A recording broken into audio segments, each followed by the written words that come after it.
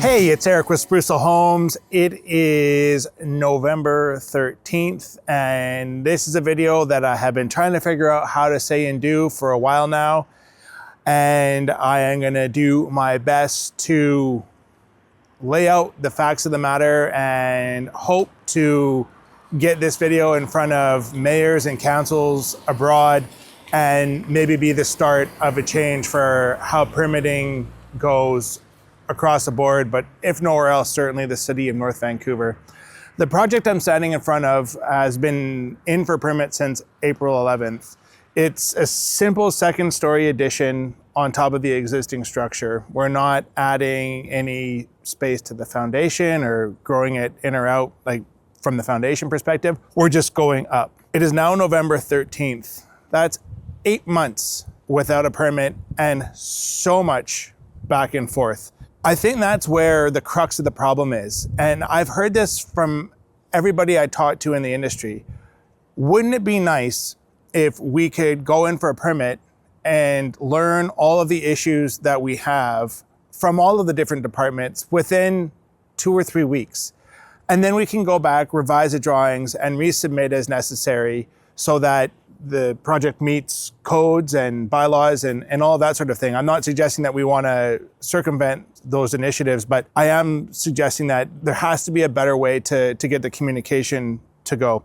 So 8 months, no permit. The owners of this home, fantastically awesome humans, they are now having to rent another place while they wait for this to be done. This home is going to actually have a main dwelling unit for them, and they're going to be putting in a secondary suite. So for this one family, they're now taking up 3 dwelling units for 8 months because we don't have permits. Now, obviously it's going to take time to do the construction, which is another, 8 to 10 months, but there's 8 months of permitting that they have had to not be living in their own home. So obviously for them, that equates to thousands of dollars in holding costs and thousands of dollars more in incremental costs due to the fact that every time the city asks for a revision, it costs our designers time to update the drawings. And then we have to go out to our professionals, which the list of professionals these days is out of this world. That is content for another video.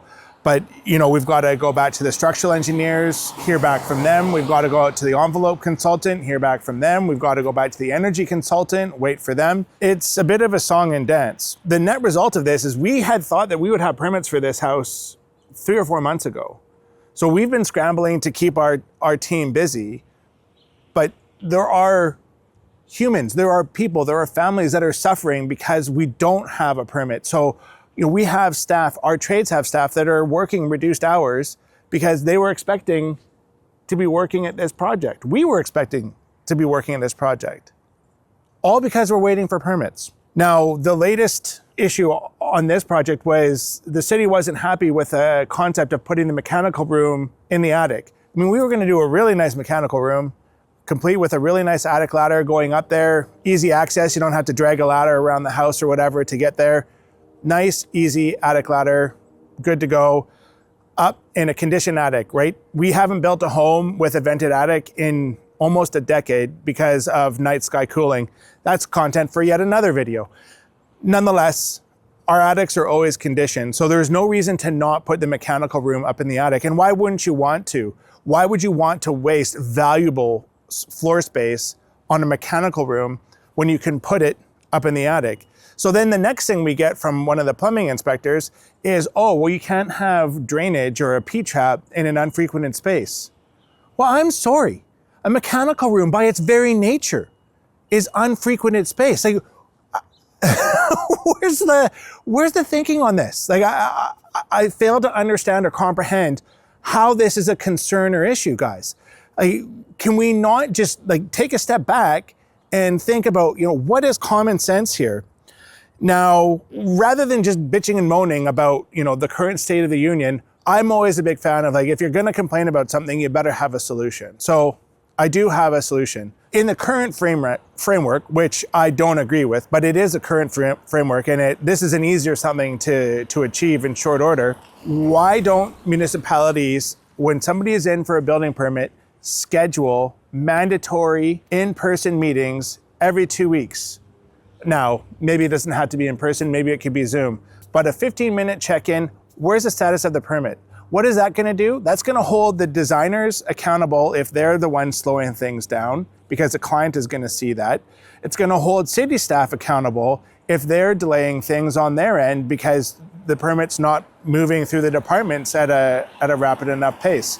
So I think having some form of bi-weekly check-in where we can talk and have a conversation over issues, I think those will go a long way to solving these problems.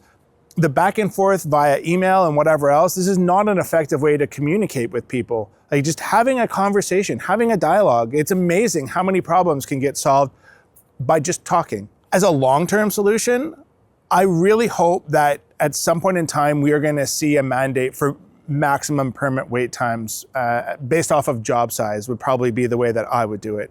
Permits for simple kitchen renovation, boom, within a week. Permits for an addition that is conforming. I don't know, what? How much time do you need? A month?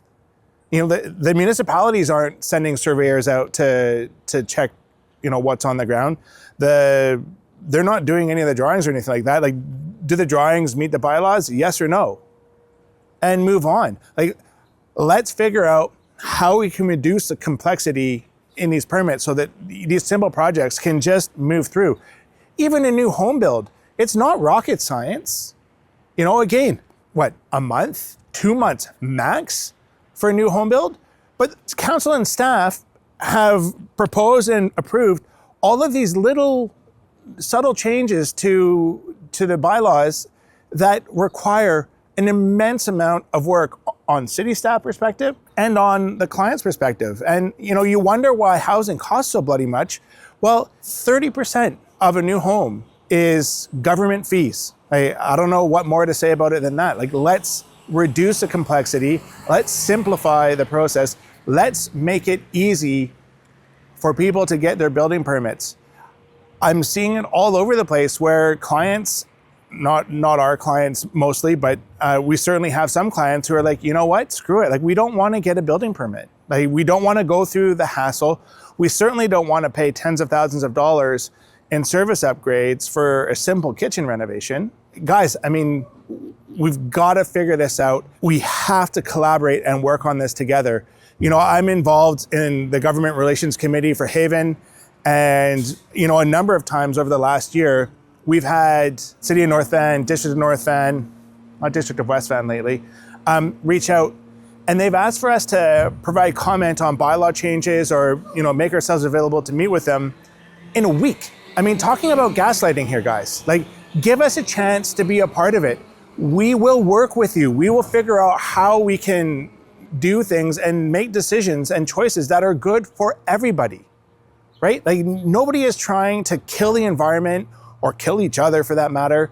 Everybody is wanting to do the best they can, but at the same time, there has to be an element of reasonability here, and it's killing the cost of construction. So let's think about collaborating. Let's stop combating.